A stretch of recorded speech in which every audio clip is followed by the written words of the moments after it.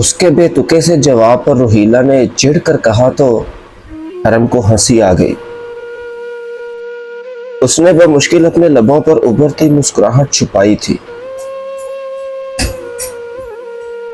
قربان جائے وہ اپنے آس پاس پلتی عورتوں کی ذہانت پر۔ ایک نے صبح صبح ہی پروفیسر کا کان لال کر دیا تھا تو دوسری اسے تفتیش کے کٹہرے میں کھڑا کیے وہ سوال کر رہی تھی جن کا جواب اس نے کبھی بھی نہیں دینے تھے۔ اب ثانیہ کو بلا کر اس سے پوچھ لیں موم، وہ اپنی دوست کے گھر ہی گئی تھی۔ اگر میں جھوٹا ہوا تو جو سزا آپ دیں گی میں وہ قبول کر لوں گا۔ اس نے ایک بار پھر سے پیر سینٹرل ٹیبل پر رکھے تھے۔ وہ چند لمحات کے لیے اسے مشکوک آنکھوں سے گھورتی رہی، پھر میری کو آواز دینے لگی، جاؤ ثانیہ کو اپنے کمرے سے بلا کر لاؤ۔ وہ ایک عیسائی میڈ تھی، پڑھی لکھی اور صاف ستھری۔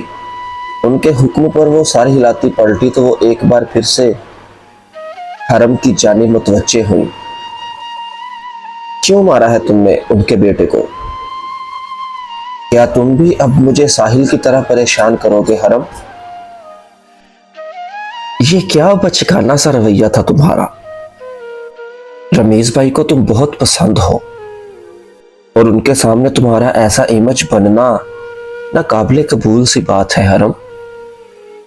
اب جا کر ان کے آفس میں معذرت کر لینا۔ غلط فہمی ہو گئی ہے تو اسے ختم کرنا ضروری ہے۔ حرم نے اگلے ہی پل چہرہ اٹھایا تھا، پھر ناسمجھی سے ابرو سکیڑے، پھر سینٹرل ٹیبل سے اتار لیے۔ اور میں انہیں کیوں پسند ہوں؟ انگشت شہادت سے اپنی جانب اشارہ کر کے پوچھا تھا اس نے۔ اس کے سوال پر روحیلہ پل بھر کو گڑبڑائی تھی، لیکن پھر اگلے ہی پل سنبھل بھی گئی۔ اس نے انکار گڑبڑا کر سنبھلنا بخوبی محسوس کر لیا تھا۔ اس کے ماتھے پر ایک نامحسوس سی لکیر ابھری تھی۔ تم ایک ذہین اور محنتی لڑکے ہو، ایک کمتر جگہ سے آنے کے بعد بھی تم عیاشیوں میں پڑھنے کے بجائے اپنے باپ کا ساتھ دے رہے ہو، رشتوں کی قدر کر رہے ہو، خاندان بھر کو ساتھ لے کر چل رہے ہو۔ ظاہر ہے ایسے میں تم ہر ایک کی نگاہوں کا مرکز بنے ہوئے ہو۔ جیسے سب تمہیں پسند کرتے ہیں ویسے ہی وہ بھی تمہیں پسند کرنے لگے ہیں۔ روحیلہ کی طویل سی وضاحت پر حرم نے گہرا سانس لیا اور پھر بالوں میں ہاتھ پھیر کر انہیں پیچھے دھکیلا۔ اسی اثنا میں ثانیہ اسے چکردار زینے اترتی ہوئی دکھائی دی تھی۔ اس نے سیاہ قمیص کے ساتھ چست ٹائٹس پہن رکھی تھی۔ گوری رنگت پر بھورے گنگریالے بال چہرے کے اطراف میں گھرے ہوئے تھے۔ وہ بلا شبہ بہت پیاری تھی۔ اس کی حرم جیسی بھوری آنکھیں خوفزدہ لگ رہی تھی، البتہ وہ یقیناً روحیلہ کی سخت سی نگاہیں محسوس کر چکی تھی۔ ثانیہ ان کے صوفے کے عین سامنے آ کھڑی ہوئی تو روحیلہ نے اپنا رخ اس کی جانب پھیرا۔ وہ انگلیوں کو پھنسائے خشک لبوں پر زبان پھیر رہی تھی۔ کہاں گئی تھی تم کل رات کو؟ ان کے سپورٹ سے استفسار پر اس نے بمشکل تھوک نکلا تھا۔ پھر جیسے ہی سفید پڑتے لبوں پر زبان پھیر کر کچھ کہنا چاہا، حرم بول پڑا، تم راہمہ کے گھر گئی تھی، بتاؤ نا موم کو۔ اور راہمہ سے تمہاری لڑائی ہو گئی تھی، اس لیے تم نے وہاں سے آنے کے لیے مجھے بلایا تھا۔ اب بتاؤ کہ میں تمہیں تمہاری دوست کے گھر سے لے کر آیا تھا، کہیں اور سے نہیں۔ اس کے کہنے پر وہ حیران آنکھیں پھیلائی اسے دیکھنے لگی تھی۔ اسے اپنی 17 سالہ زندگی میں کوئی بھی راہمہ دوست یاد نہیں آ رہی تھی۔ اس کے رخسار گلابی ہو گئے تھے۔ روحیلہ تپ کر حرم کی جانب گھومی۔ اس کے منہ میں الفاظ دینا بند کرو حرم، وہ کوئی چھوٹی بچی نہیں ہے موم، کہ میں اسے الفاظ دے کر کچھ بلواؤں گا۔ جی ماما، میں رحیمہ کے گھر ہی گئی تھی، لیکن پھر میں وہاں سے جلدی آ گئی، بھائی لینے آئے تھے مجھے۔ ویسے یہ کون سی دوست ہے تمہاری جسے میں نہیں جانتی؟ اس کی پھیکی سی صفائی نے روہیلا کو ذرہ بھر بھی متاثر نہیں کیا تھا۔ حرم نے اسے آنکھوں میں اشارہ کیا تھا، اسے اس کا اشارہ سمجھ نہیں آیا۔ آپ نہیں جانتی اسے، وہ بھی کالج میں میری دوست بنی ہے۔ لڑائی کس بات پر ہوئی تھی؟ اس نے میرے جیسا ڈریس پہنا ہوا تھا، وہ مجھے اچھی نہیں لگ رہی تھی تو ہماری لڑائی ہو گئی۔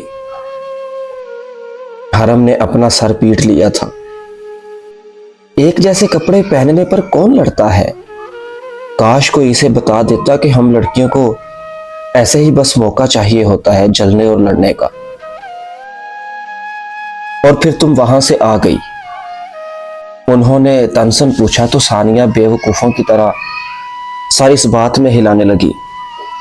حرم کو اپنی جگہ سے اٹھنا ہی پڑا، پھر وہ اس کے برابر میں جا کھڑا ہوا، اپنا بازو اس کے گرد سمیٹا۔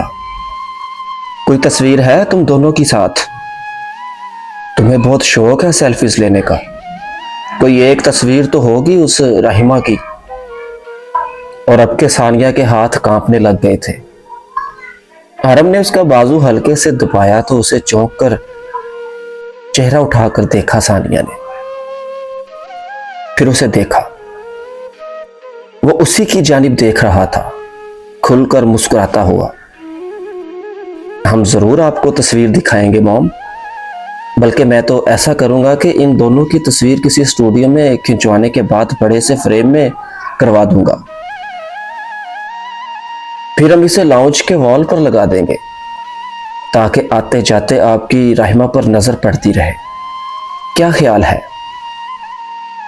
ثانیہ کو اس کے انداز پر بے ساختہ ہنسی آئی تھی، اور مسکراہٹ تو روہیلا کے لبوں پر بھی چمکی تھی، لیکن وہ اسے کمال مہارت سے چھپا گئیں۔ تم دونوں الٹے کاموں سے باز آ جاؤ، میں مصروف رہتی ہوں، لیکن اس کا مطلب یہ نہیں ہے کہ میں تم لوگوں سے غافل ہوں۔ آئندہ اس طرح کا کچھ بھی مشکوک عمل مجھے پتہ چلا تو تم دونوں کی خیر نہیں۔ ان کی جھاڑ پر سر دھنتا وہ اسے اپنے ساتھ لیے زینوں کی جانب بڑھ آیا تھا۔ یہ رحیمہ کون ہے بھائی؟ کہیں آپ کسی کو پسند تو نہیں کرنے لگ گئے؟ وہ چہرہ اٹھائے اس کی جانب دیکھتی دھیمی سرگوشی میں کہہ رہی تھی، اور اس کی نگاہوں کے سامنے ایک لمحے کے لیے وہ سیاہ بالوں والی ظالم شہزادی لہرائی تھی۔ پھر وہ ہولے سے مسکرایا، اس کا بازو اب تک ثانیہ کے گرد تھا۔ مجھے کیا پتا یار یہ رحیمہ کون ہے، اور نہیں میں کسی کو پسند نہیں کرنے لگا، میرے پاس اتنا وقت نہیں، جلدی سے کر لے پسند اپنے لیے کسی کو، ماما آپ کی شادی ابیہا سے کروا دیں گی نہیں تو۔ اور اس کے چلتے قدموں کو یکدم ہی بریک لگا تھا۔ پھر اس نے حیران سی آنکھیں ثانیہ کی جانب پھیری۔ کیا مطلب ہے تمہارا؟ مطلب یہ کہ 3-4 دن سے ماما اور شائستہ مامی کے درمیان ابیہا کی شادی کو لے کر مذاکرات چل رہے ہیں، اور جہاں تک مجھے پتا ہے وہ آپ کے لیے حامی بھر چکی ہیں، مجھ سے پوچھے بغیر؟ اس کی پیشانی پر بال ابھر آئے تھے۔ ثانیہ نے لا علمی سے کندھے اچکائے تھے، پھر اپنے کمرے کی جانب پلٹ گئی۔ وہ گہرا سانس لیتا ریلنگ کے ساتھ ہی کھڑا رہ گیا تھا، اس کی سکڑی آنکھیں دور دیکھ رہی تھی۔ پھر وہ بھی اپنے کمرے کی جانب خاموشی سے بڑھ آیا۔ یہ عورتیں آخر کیا کر رہی تھیں اس کے پیچھے؟